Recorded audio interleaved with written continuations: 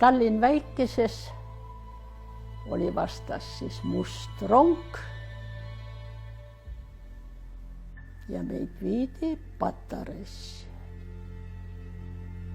No Patarei jääb meelde vist eluks ajaks, sest see oli julm koht.